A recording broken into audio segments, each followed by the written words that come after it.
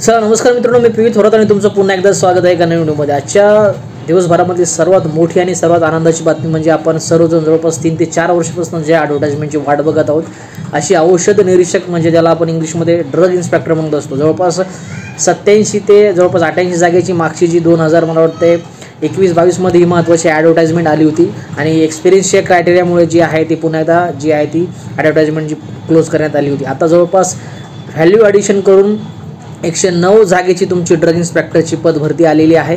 मागच्या जवळपास अर्धा ते 1 तासापासून तुम्ही ऑफिशियल साईटवरती एमपीएससी चेकआउट करू शकता की तुम्ही जाहिरातीचे सर्व जे महत्त्वाच्या डिटेल्स आहेत तुम्हाला त्या साईटवरती अवेलेबल ज्या आहेत त्या झालेल्या आहेत। आजच्या व्हिडिओमध्ये डिटेलमध्ये चर्चा करूयात काय महत्त्वाची पात्रता आहे, कोणते कोणते विद्यार्थी कोणत्या स्ट्रीमचे विद्यार्थी या परीक्षेसाठी पात्र आहेत, एलिजिबल आहेत, वयाची काय एज लिमिट आहे, ॲप्लिकेशन फॉर्म महत्त्वाच्या तारखा, महत्त्वाचा सिलेबस, सर्व ज्याही महत्त्वाच्या गोष्टी तुम्हाला ॲप्लिकेशन फॉर्म फिलअप करत असताना सध्याच्या घडीला महत्त्वाच्या आहेत त्या सर्व गोष्टी तुम्हाला आजच्या व्हिडिओमध्ये मी शेअर करेल। त्याच्यामुळे जे लोक आतापर्यंत या ॲडची वाट बघत होते, ज्या लोकांची ही जी आहे ती ड्रीम पोस्ट आहे, कारण फार्मसीज झाल्यानंतर प्रत्येकाचं स्वप्न असतं की ड्रग इन्स्पेक्टर होण्याचं, गॅजेटेड आणि चांगल्या पद्धतीची मोठी आपली फार्मसी प्रोफेशनमध्ये सर्वात मोठी ही पोस्ट आहे।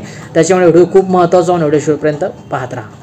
चला मित्रांनो, अशा पद्धतीचं हे पूर्ण जे आहे ते जाहिरातीचं पूर्ण PDF आहे, ज्याच्यामध्ये तुम्ही वर बघू शकता महाराष्ट्र शासनाच्या वैद्यकीय शिक्षण व औषधी विभागाकडून प्राप्त मागणी पत्रानुसार वैद्यकीय शिक्षण व औषधी द्रव्य विभागाच्या अधिपत्याखालील हे आपलं जे महत्त्वाचं डिपार्टमेंट आहे अन्न व औषध प्रशासन, याच्या अंतर्गत औषध निरीक्षक गट ब म्हणजे याला आपण म्हणतो ड्रग इन्स्पेक्टर गट ब ग्रुप बी ची ही महत्त्वाची पोस्ट आहे आणि जवळपास 109 पदांच्या पद भरतीकरिता विविध ऑनलाईन पद्धतीने अर्ज मागवण्यात येत आहे। जवळपास 109 जागा आहेत। जेव्हा पहिली ॲडव्हर्टाइजमेंट आली होती त्याच्यामध्ये ज्या आहेत त्या जागा कमी होत्या, मला वाटतं जवळपास 87 एवढ्या जागा होत्या।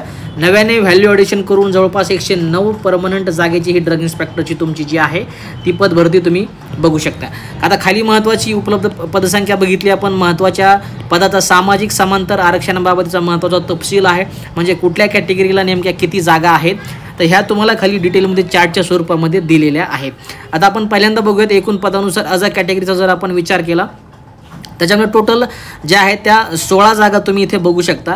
त्या 16 जागेपैकी सर्वसाधारण ज्या जागा आहेत त्या टोटल 10 जागा आहेत, महिलासाठी 5 जागा आहेत आणि खेळाडूसाठी टोटल 1 जागा तुम्हाला असताना इथं दिसत असेल। लक्षात येते सर्वसाधारणच्या 5 आणि ह्या 10 आणि 5 15 आणि खेळाडूचे 16 अशा एकूण 16 जागा अजा कॅटेगरीमध्ये तुम्ही बघू शकता। त्याच्यानंतर नेक्स्ट कॅटेगरी आपण आज बघूया, त्याच्यामध्ये टोटल 12 पदे आहेत। त्या 12 पदापैकी सर्वसाधारणच्या 7 जागा तुम्ही बघू शकता, महिलासाठी 4 जागा रिझर्व्ह आहेत आणि खेळाडूसाठी 1 जागा रिझर्व्ह आहे। अशा 12 पैकी 7 सर्वसाधारणच्या, 4 महिलासाठी आणि खेळाडूसाठी 1 जागा। त्याच्यानंतर बाकी कुठल्या कॅटेगरीचा कोण विद्यार्थी कशा पद्धतीनं बेनिफिट घेऊ शकतो, जसं मागच्या व्हिडिओमध्ये तुम्हाला मी सांगत आलो तसं तुम्हाला नेक्स्ट व्हिडिओमध्ये त्याचा पुन्हा डिटेलमध्ये व्हिडिओ देईलच। आज फक्त जी महत्त्वाची माहिती सध्याला आपल्यासाठी या घडीला महत्त्वाची आहे ती फक्त आपण डिस्कस करूयात। विजामध्ये टोटल ज्या जागा बघितला तर इथे कोणत्याही पद्धतीची जागा तुम्हाला दिसणार नाही वॅकन्सी मॅट्रिक्समध्ये। भज ब कॅटेगरीचा विचार केला तर टोटल 2 जागा आहेत, 2 जागापैकी 1 जागा सर्वसाधारणची आणि 1 जागा महिलासाठी रिझर्व्ह आहे। भज क कॅटेगरीमध्ये NTC मध्ये टोटल 7 जागा आहेत, 7 पैकी 5 जागा सर्वसाधारणच्या आहेत आणि 2 जागा महिलासाठी रिझर्व्ह आहेत। भजड कॅटेगरीमध्ये टोटल 2 जागा, 2 जागापैकी 1 जागा सर्वसाधारणची आणि 1 जागा महिलासाठी रिझर्व्ह आहे आणि विमा प्रोच्या टोटल 1 जागा आणि ती 1 जागा ही सर्वसाधारणमध्ये येते। अशा पद्धतीच्या ज्या आहेत त्या व्हॅकन्सी मॅट्रिक्स तुम्हाला इथं दिलेला आहे।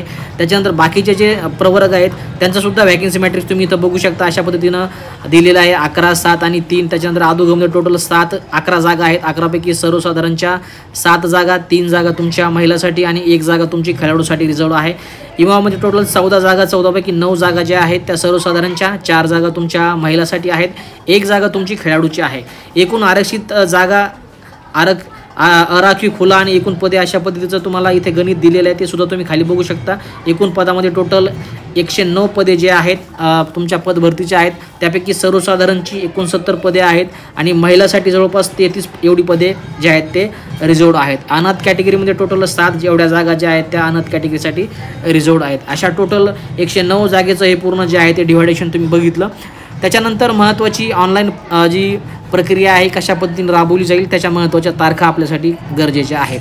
अर्ज सादर करावयाचा कालावधी 1 ऑगस्ट 2025 14 या महत्त्वाच्या टायमिंगपासून जे आहे ते तुमचे ॲप्लिकेशन फॉर्म जे आहेत ते चालू होतील।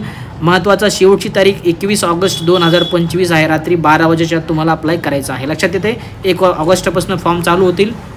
21 ऑगस्ट शेवटची तारीख आहे. बाकी पेमेंट कधी कंप्लीट करायचं आहे बँकेद्वारे ऑनलाईन ते सगळ्या गोष्टी तुम्हाला खाली दिलेल्या आहेत. त्याच्यानंतर सगळ्यात महत्त्वाचं आता बाकीच्या गोष्टी डिस्कस न करता सर्वात महत्त्वाची याची पात्रता जी आहे ती आपण डिस्कस करणार आहोत. त्याच्यानंतर महत्त्वाचे डॉक्युमेंट काय काय लागणार आहे, छोट्या मोठ्या ज्याही गोष्टी तुमच्या मनामध्ये याच्याविषयी येत असतील त्या तुम्हाला स्टेप बाय स्टेप नेक्स्ट व्हिडिओमध्ये त्याच्यावरती मी डिटेलमध्ये चर्चा करेन. सर्वात महत्त्वाची जी पात्रता आहे याच्याविषयी बऱ्याच लोकांच्या मनामध्ये संभ्रम असतो, तर ती आपण एकदा डिस्कस करूयात. त्याच्या अगोदर महत्त्वाची वेतन श्रेणी S15च्या अकॉर्डिंग पेमेंट जाईल 41,800 पासून तर 1,32,000 दरमहा तुमचं पेमेंट याच्यामध्ये जाणार आहे. भारतीय नागरिकत्व वयाची मर्यादा बघितली तर 1 नोव्हेंबर 2025 नुसार जी काय तुमची वय मर्यादा आहे ती दिलेली आहे. किमान मागासवर्गीय आणि अदो कॅटेगरीसाठी मिनिमम तुमचं वय 18 वर्ष पाहिजे. अराखीव खुल्या प्रवर्गाचे असाल तर 38 वर्षापर्यंत तुम्ही ॲप्लिकेशन फॉर्म करू शकता. मागासवर्गीय अधोगती आणि अनाथ कॅटेगरीमध्ये असाल तर 43 वर्षापर्यंत तुम्ही ॲप्लिकेशन फॉर्म फिलअप करू शकता. म्हणजे ओपन कॅटेगरीचं एक्झाम्पल दिलं तर 18 वर्षापासून तर 38 वर्षापर्यंत जे ओपनचे विद्यार्थी आहेत ते फॉर्म फिलअप करू शकतात. आता कमाल म्हणजे मॅक्सिमम वयाची जर आपण इथं विचार केला तर प्रावीण्यप्राप्त खेळाडूमध्ये अराखीव आणि मागासवर्गीयाचा कॉलम दिला आहे. त्याच्यामध्ये तुम्ही प्रावीण्यप्राप्त खेळाडू असाल आणि तुम्ही खुल्या प्रवर्गाचे अराखीव असाल आणि खुल्या प्रवर्गामध्ये येत असाल तर तुम्ही 43 वर्षापर्यंत वया लिमिटपर्यंत हे ॲप्लिकेशन फॉर्म फिलअप करू शकता. त्याच्यानंतर प्रावीण्यप्राप्त खेळाडू असाल, मागासवर्गीय असाल, अधोगती असाल किंवा अनाथ कॅटेगरीमध्ये असाल तरी 43 वर्षापर्यंत ॲप्लिकेशन फॉर्म फिलअप करू शकता. माजी सैनिक असाल, आणीबाणी व अल्पसेवा राजकीय अधिकारी असाल आणि अराखीव खुल्या प्रवर्गामध्ये असाल तरी तुम्हाला इथं 3 वर्ष जे आहेत ते वाढवून दिलेले आहेत. त्याचबरोबर दिव्यांग उमेदवार म्हणजे फिजिकली चॅलेंज पर्सन आहेत ते 45 वर्षापर्यंत हे ॲप्लिकेशन फॉर्म फिलअप करू शकतात. हे लक्षात आलं तर महत्त्वाचं ओपनसाठी 18 ते 38 वर्ष, बाकी स्पेशल कॅटेगरीमध्ये 43 वर्षाची एज लिमिट तुम्हाला दिलेली आहे. बाकी कॅटेगरीचे विद्यार्थी अधोगती आणि अनाथमध्ये 43 वर्षापर्यंत तुम्ही ॲप्लिकेशन फॉर्म फिलअप करू शकता. आता वळूया महत्त्वाची शैक्षणिक अर्हता. ही जी पात्रता होती ही मला वाटतं मागच्या 4-5 वर्षापूर्वी जेव्हा ॲड आली होती तेव्हा तुम्हाला इथं जे आहे ते एक्सपिरियन्सची क्रायटेरिया दिला होता 3 किंवा 5 वर्षाचा, तो काढून आता महत्त्वाचं जे आहे ती पात्रता तुम्ही बघू शकता. पजेसेस डिग्री इन फार्मसी म्हणजे तुमचं बॅचलर डिग्री झालेलं पाहिजे, म्हणजे B.Pharm किंवा M.Pharm असलं तरी चालेल. त्याच्यानंतर ऑर देऊन दिलेलं आहे फार्मास्युटिकल सायन्स किंवा तुमची जर फार्मास्युटिकल सायन्समध्ये डिग्री झालेली असेल तरी तुम्ही पात्र आहात. Medicine with specialisation in a clinical pharmacology or microbiology किंवा मेडिसिनमध्ये तुमची डिग्री झालेली असेल, पदवी झालेली असेल आणि तुम्ही जर स्पेशलायझेशन केलं असेल फार्माकोलॉजीमध्ये किंवा मायक्रोबायोलॉजीमध्ये तर तुम्ही जे आहेत ते पात्र आहात. तर लक्षात येते कोणते कोणते विद्यार्थी पात्र आहेत. ज्यांच्या डिग्री ज्यांची फार्मसी झालेली आहे म्हणजे त्याच्यामध्ये B.Pharmacy किंवा M.Pharmacy कन्सिडर करूयात, किंवा ज्या लोकांच्या डिग्रीवरती असं आहे फार्मास्युटिकल सायन्समध्ये डिग्री झालेली आहे ते लोक क्वालिफाय आहेत, किंवा ज्यांच्या डिग्रीवरती degree in medicine with specialisation in clinical pharmacology आणि मायक्रोबायोलॉजी असा जर उल्लेख असेल डिग्रीवरती तर ते सुद्धा लोक या पोस्टसाठी क्वालिफाय आहेत. बाकी ही खाली महत्त्वाची कर्तव्य आणि जबाबदाऱ्या दिलेल्या आहेत. महत्त्वाची वेबसाईट mpsc.government.in. आता याच्यावरती जाऊन फॉर्म कसा फिलअप करायचा आहे याच्यावरती सुद्धा डिटेलमध्ये व्हिडिओ रजिस्ट्रेशन करण्यापासून KYC करण्यापासून महत्त्वाची जी आपली आधार लिंक करायचं आहे ते करण्यापासून तर पेमेंट करण्यापर्यंत तुम्हाला 1 ऑगस्टला जेव्हा ॲप्लिकेशन फॉर्म स्टार्ट होतील तेव्हा याच यूट्यूब चॅनलवरती तुम्हाला त्याचा डिटेलमध्ये व्हिडिओ मी देईन. बाकी निवड प्रक्रिया कशी असेल, काय महत्त्वाच्या गोष्टी असतील या सर्व गोष्टी तुम्हाला या PDF दिलेल्या आहेत. नेक्स्ट व्हिडिओमध्ये तुम्हाला त्या बाकी गोष्टी कव्हर करायचा प्रयत्न करेल. बाकी महत्त्वाचे काय काय डॉक्युमेंट्स लागतील हे सर्व खाली तुम्हाला PDF स्वरूपामध्ये त्याची किती MB पर्यंत अपलोड करायचे आहेत, फाईलचा फॉर्मॅट काय पाहिजे, सर्व गोष्टी महत्त्वाच्या इथं दिलेल्या आहेत. याच्यावरती स्टेप बाय स्टेप व्हिडिओ तुम्हाला मी इथून पुढे देत राहील. महत्त्वाचा फीसचा विचार केला तर 394 एवढी महत्त्वाची खुल्या प्रवर्गासाठी फीस आहे. बाकी कॅटेगरी मागासवर्गीय, आर्थिक दुर्बल, अनाथ आणि दिव्यांगासाठी 294 एवढी फीस तुम्ही बघू शकता. नॉन रिफंडेबल आहे. ऑनलाईन पद्धतीने तुम्ही जे आहे ती फीस पेड करू शकता. त्याच्यानंतर खाली पुन्हा महत्त्वाच्या सेवा प्रवेशाचे नियम दिलेले आहेत आणि सध्या तरी खालच्या ह्या महत्त्वाच्या गोष्टी आपल्यासाठी सध्याच्या घडीला महत्त्वाच्या नाहीत. फक्त महत्त्वाच्या गोष्टी होत्या की एकूण पोस्ट बघितल्या तर जवळपास रिव्हिजन करतो आहे पुढच्या 1 मिनिटामध्ये 109 वेगवेगळ्या पोस्ट आहेत. शेवटची तारीख आणि पहिली तारीख जी फॉर्म ॲप्लिकेशन स्टार्ट होण्याची आहे ती आहे 1 ऑगस्ट आणि 21 ऑगस्टला ॲप्लिकेशन फॉर्म जे आहे ते संपतील. महत्त्वाचं की कोण कोण पात्र आहेत तर B.Pharmacyचे विद्यार्थी, M.Pharmacyचे विद्यार्थी दोन्ही क्वालिफाय आहेत.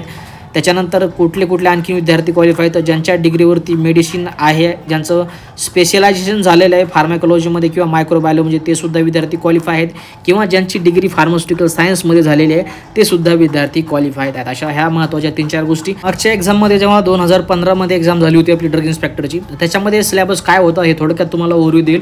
बाकी पुढच्या व्हिडिओमध्ये डिटेलमध्ये आपण याच्यावरती चर्चा करूया. वर बघू शकता तुम्ही औषध निरीक्षक, अन्न व औषध प्रशासन, वैद्यकीय शिक्षण व औषधी द्रव्य, drug inspector, food and drug administration, अशा पद्धतीच्या ह्या पूर्ण पोस्टसाठी हा सिलेबस आहे. एकूण लेखी परीक्षेचा विचार केला तर 200 गुणाची तुमची लेखी परीक्षा, मुलाखतीसाठी 50 जे आहे ते गुण दिलेले आहेत. त्याच्यानंतर वर बघू शकता तुम्ही एकूण प्रश्नसंख्येचा आपण विचार केला तर 100 प्रश्न तुम्हाला या जे आहे ते पेपरमध्ये बघायला भेटतील. हा जो आहे तो 2015चा सिलेबस आहे. कदाचित हा सिलेबस रिपीट असू शकतो. 100 प्रश्न, एका प्रश्नाला 2 गुण, असे 200 गुण. 1 तास तुम्हाला इथं दिलेला आहे. आणि दर्जा म्हणजे काठिण्य पातळी बघितली तर पदवी लेवलची जी आहे ती परीक्षा तुमचं असू शकतं. माध्यम इंग्रजी आहे आणि प्रश्नपत्रिकेचे स्वरूप बघितलं तर MCQ लेवलची तुमची परीक्षा जी आहे ती होणार आहे. निगेटिव्ह सिस्टीमचा विचार केला तर 1/4 निगेटिव्ह सिस्टीम तुम्हाला या पद्धतीमध्ये बघायला मिळेल. खाली महत्त्वाचे सिलेबसबद्दल महत्त्वाचे काही घटक दिलेले आहेत ते आपण डिस्कस करूया. पहिल्यांदा टॉपिक दिलेला आहे फिजिओलॉजी, पॅथोफिजिओलॉजी, फार्मॅकॉलॉजी आणि टॉक्सिकोलॉजी, ज्याच्यामध्ये फिजिओलॉजीमध्ये composition, function, blood elements, coagulation of the blood, blood groups, blood components, manufacturing, whole human blood, blood bank, operation आणि रिक्वायरमेंट, अशा पद्धतीचा फिजिओलॉजीचा सिलेबस आहे. पॅथोफिजिओलॉजीमध्ये sexually transmitted diseases, STD, AIDS, hyper sensitivity आणि HBS चे महत्त्वाचे टॉपिक्स. फार्मॅकॉलॉजीमध्ये factor modifying drug action, drug affecting coagulation, anti hypertensive, anti pyretic, analgesic, antitussive, sedative, hypnotic, opioids, NSAID, local anaesthetic, chemotherapy दिलेली आहे. Anti cancer drug, anti fungal drug acting on CNS, anti diabetic, contraceptive, hormone drug acting on uterus, अशा पद्धतीचा syllabus. टॉक्सिकोलॉजीमध्ये poison, chelating agent, heavy metal, antidotes दिले.